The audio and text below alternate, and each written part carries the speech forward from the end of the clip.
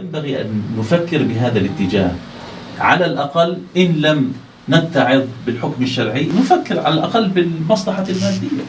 Yani şu anda maddi olarak da dediğimiz gibi düşünecek olursak şu anda İslam ülkeleri eğer birbirleriyle iktisadi anlamda, ekonomik anlamda anlaşmalar yapacak olurlarsa inan İslam ülkelerinin kalkınması için kendi aralarında yapacakları ekonomik bir birlik Yahudilerle veya Batılılarla yapacakları ekonomik bir birlikten çok daha faydalı ve çok daha iyi olacaktır ki İslam ülkeleri bu şekilde daha fazla kalkınacaklardır. ولكنها مع الأسف التبعية لهؤلاء والخيانة والعمل لمصالح أعداء الأمة. Ancak maalesef bunların yaptığı şu anda kesinlikle kendi maslahatları tek değil, yaptıkları bütün Müslümanlara ihanettir. Şu anda bütün Müslümanlara ihanet etmektedir bu İslam ülkeleri. Evet, Allah razı olsun. Hocamın da ifade ettiği gibi evet manevi olarak zaten kayıptır. Siyonistlerle, işgalcilerle, Yahudilerle normalleşmek. Yusuf Hocam sizinle devam edelim.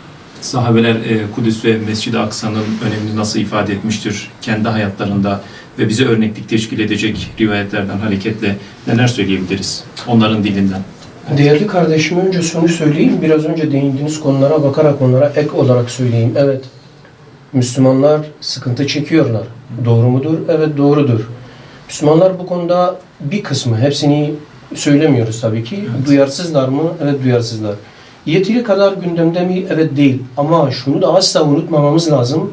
Efendimiz sallallahu aleyhi ve sellemin o bölgeyle ilgili bize öncelikle onlarca müjdeli hadisi şerif var. Bize müjdeler de veriyor burasıyla ilgili. Bu ümit var olması tabii ki, tabii ki. Yani biraz önce söyledim yani evet sıkıntılar var, dertler var. Eyvallah.